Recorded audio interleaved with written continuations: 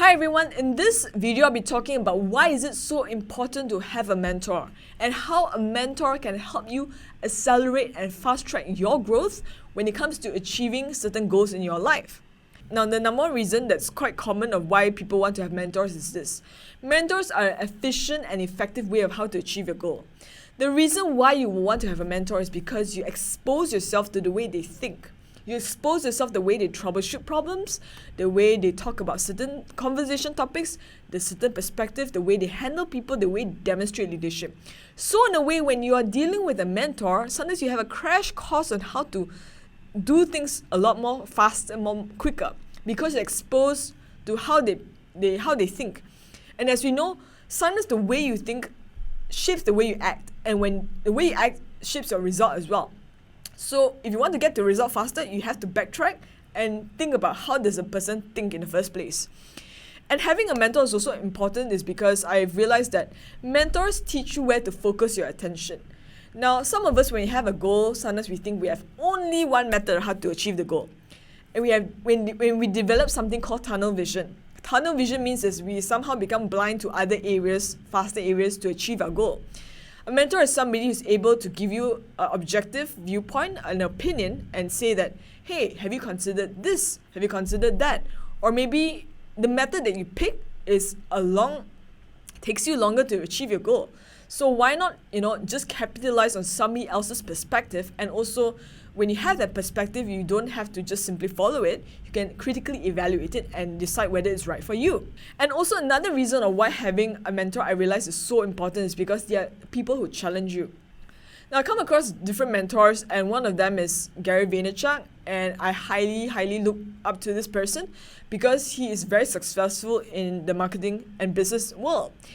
And the reason why I started tuning to his content a lot is because I feel like he speaks really fast, he has lots of energy. I feel like he brings a lot of value. At the same time, he also is a person that's not afraid to tell it as it is. He's not afraid to show you ideas, give you different points of view and stick to them. And in a way that sort of challenged me the way I think. And I think the thing about mentors is that mentors are not just supposed to be your cheerleaders. They're not supposed to be psychopaths that just amp you up and and say you're the best and things like that. But they are supposed to be people that challenge you to think about things differently. They're supposed to be people to give you a different perspective that you've never thought before. And the only way you grow as a person through your mindset is you have people that you believe and trust and are successful that give you a different perspective of how to think. And that also means sometimes when they challenge you the way you think, you may feel the burn, you may feel the criticism, you may feel like painful, but in a way you're better off having come across a different perspective on how to look at things. And this is when I also realized one thing. Sometimes mentorship people tend to think as a one-to-one sort of exchange on a monthly basis, maybe with a manager, with a senior team manager, as we tend to think of mentorship as something like that. But mentorship also can mean that you purposely take the opportunity to work for somebody in a specific industry you want to get into. Or maybe you notice there's something about this person that they have a lot of capabilities, they have a lot of strengths that you want to learn from. So instead of just having a one-to-one meeting with them every month or trying to ask them to be your mentor, sometimes you can have that mentorship experience by working for that person, by maybe being on their team, by maybe trying to get on their team, bring them value, and then as a result of that, through that kind of interaction on an ongoing basis, you sometimes expose yourself to a lot of things about them that you otherwise would not have learned. And this kind of interaction, I believe, is through observation and being in the surrounding. If you notice one thing, leaders of a certain company create a certain kind of culture with their own company. Chances are the people that work for them are expected to uphold to certain principles and certain value system. So if you want to learn a lot, if you really want to get into a certain industry or learn a lot from a certain mentor, chances are the best situation sometimes could be you work for them. You try to bring them value, you try to get into their team, you try to work for them.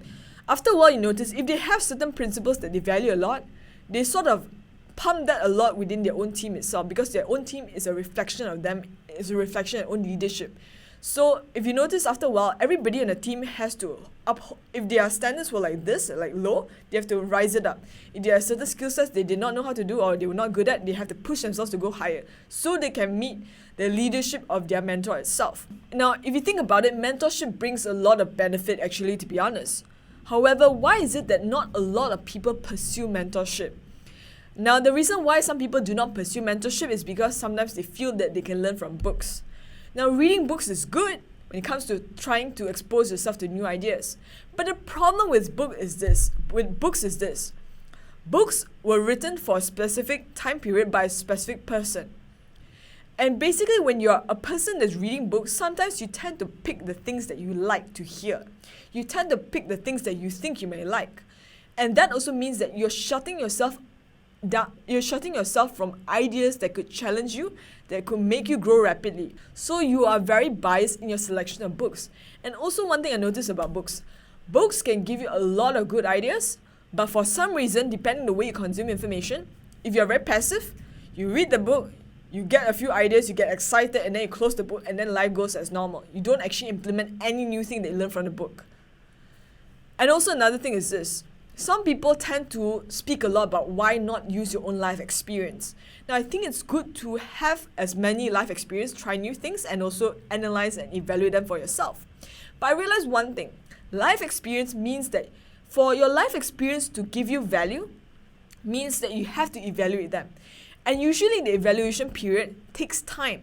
So if something happened to you a year ago, you did not learn the lesson like that at that time. You only learn the lesson in hindsight. So it could be 1 year, 2 year, 3 year. Don't know how long it takes for you to learn the lesson from your own personal experience. Which is why experiences are good. However, depending on the person, depending how fast they evaluate things, how fast they assess themselves and how honest they are with themselves, experiences sometimes in life takes you longer to digest. And that is only when you have the maturity to be able to analyze yourself objectively and then gain further insight. Which is why we come across mentorship. You know, the way I used to think of mentorship, I was guilty of this, was I thought a mentor was somebody who had the answers to everything in life. I thought they were like a fairy godmother that just wave their wand, give you an answer whenever you have a problem. I realized that mentorship is not a fairy godmother kind of situation, but mentorship means that they're able to streamline certain processes for you. They're able to teach you the ways they think, the way they analyze information, the way they troubleshoot problems, the way they react to situations. And when they teach you by example, after a while you begin to pick up on the things that they teach you. And after a while you begin to analyze and also think, how can you adjust it to yourself? How you incorporate all those things that you learned. And I think this is super important is because anything that you learned, you have to analyze and reflect upon it. And when you come across a mentor as well, for some reason, I feel that mentors make you analyze certain situations. They do not want an exact carbon copy of themselves. They do not want for you to be their mini. You're not supposed to be like a mini version of your mentor. You're supposed to be yourself, but you're supposed to take all the positive things that you learn from them, incorporate them, and also develop your own individuality. And the reason why I think mentorship, if I think about it, is so impactful is this. Mentors essentially are another human being, and chances are if you respect them, you have admiration for them, and you're very open to them, chances are when they say certain things that you may not like, if they give you critical feedback that's good for you, you somehow or rather open up yourself to be able to listen to what they have to say. And I think that's the most important thing. You take the opportunity to just listen and open yourself to a new perspective. Compare that if you were to read from a book. Let's say a book told you something you didn't like, you just shut the book and then toss the book out of the way. You wouldn't even consider it, right? Or let's say you had your own experience that sort of gave you a very uncomfortable lesson. Chances are if you're not open to learning from the experience, you probably forget about the experience and not take any lessons from it.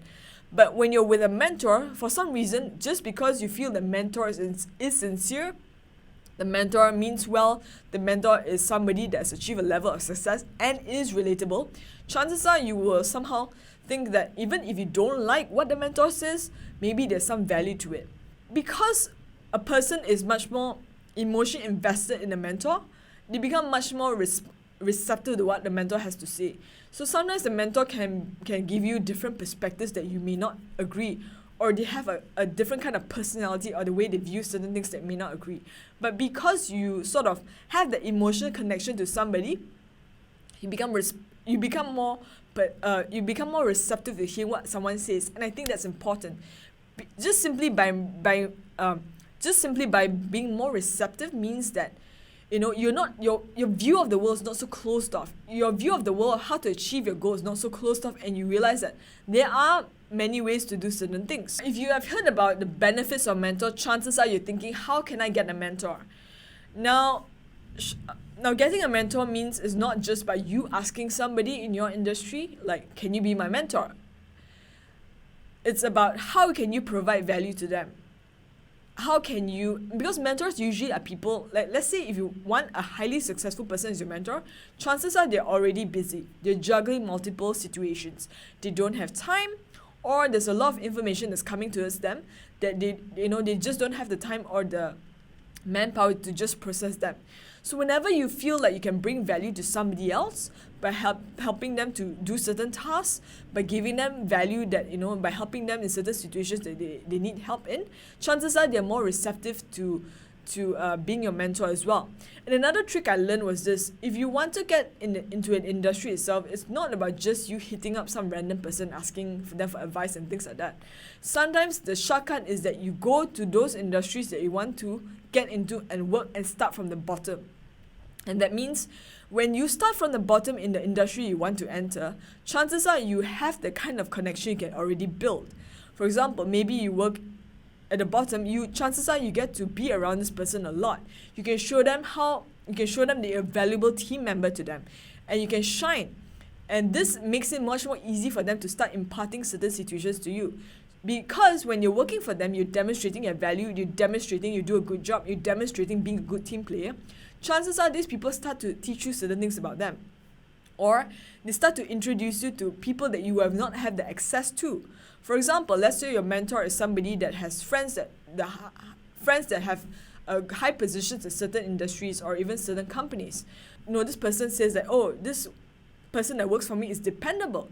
They end up giving you recommendations. So suddenly now you have access to other people that your mentor also has access to, just by simply demonstrating you have value and can bring value to your mentor in a working capacity. Another thing when it comes to mentors is that you don't have to stick to one and only one mentor. You can have multiple mentors throughout your lifetime. And some of these mentor situations doesn't mean, it doesn't have to be somewhat of a regular situation. They sustain for years and years. It also can be those one-off, mentorship calls they have with somebody, or maybe you go and attend their talks. And in a way as well, what you're trying to do is you're trying to tap onto many different people. You're trying to expose yourself the different ways different people do things, and then siphon out what works and start to implement it. And I realized that mentorship doesn't mean that the person has and only has to be in your industry. They can be in different industries. But certain situations, certain mindsets, certain things that they apply that works for them can also be beneficial for you if you just expose yourself to what they actually do. And what I like about this book, Mastery, written by Robert Greene, when it comes to talking about internship is this: people tend to view as something as either good or bad, but they don't view both sides of the coin. Mentorship can be incredibly powerful, as in it helps you accelerate your growth, and a good mentor is somebody that is willing and happy for you to succeed and do even better than them. And also that's because also in a way they also feel like, I nurtured this person. I gave my guidance as someone who's much more experienced, and this person has done better than me. And therefore they're very proud of your success, and I think that's great. However, the dark side of mentors is this: some people, for you to be incredibly successful and more successful than them also means that they can get jealous, they get insecure, and sometimes they want to cut off their wings. They want to cut off your wings is because they may not be comfortable seeing somebody can surpass them. So whenever you get into a situation when it comes to mentorship, you have to be very careful about both sides of the coin. While mentorship is something that's positive, there are also situations that you have to navigate mentorship very, very carefully. And the reason is this: when it comes to mentorship, your goal is to gain as much value from your mentor and also give them value in return. At the same time, there must be a point where you are independent from your mentor. That means you're not under your mentor's guidance and influence all the time. You have to be able to exert your own independence. It's about you taking the things that you learn from mentor and also giving your own perspective, and giving your own value, and sort of giving something out into the world that's uniquely yours. Because a mentorship relationship doesn't mean that you have to be a mini version of your mentor, because I think that's a little bit creepy as well. But mentorship experience is about how you accelerate your own growth. So at the end of the day, you have to still think about yourself as an individual.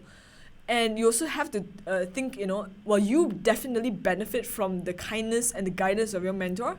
At the same time, you must remember to maintain your own independence and your own individuality. And I think this lesson is best demonstrated by Tony Robbins. The way Tony Robbins communicates his ideas, he could communicate concepts that are same across the board in the personal development world, but however, he's very unique.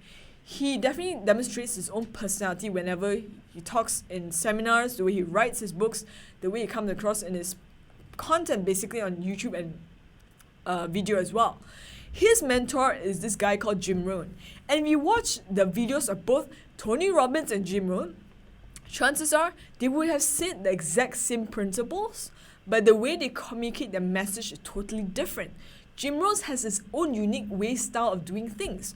Tony Robbins is like this ball of energy that's so crazy, full of passion and energy, and he does things very differently from his mentor.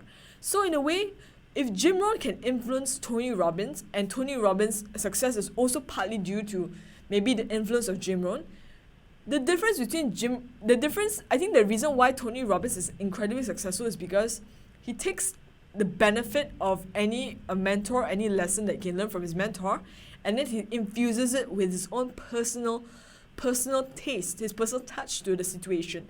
And now in conclusion, when it came to my mentorship, I realized one thing that's very important that was talked about in this book, Mastery.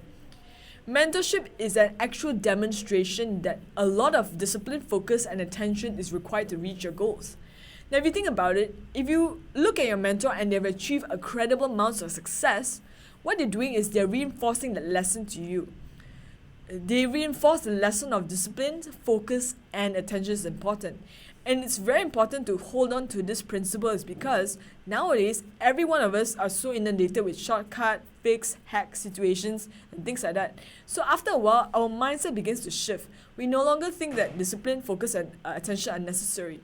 So the only way to combat that sometimes I feel is to look at somebody else that has achieved success and to constantly remind yourself that success is achievable if you put in a lot of work. At the same time, you adopt certain best practices from somebody else that works for them, and also you begin to put your own personal touch on how you want to improve upon what you learned. So in the next video, I'll be talking about why is it so important to develop social intelligence, especially in the workplace. And social intelligence means that you see people for who they actually are.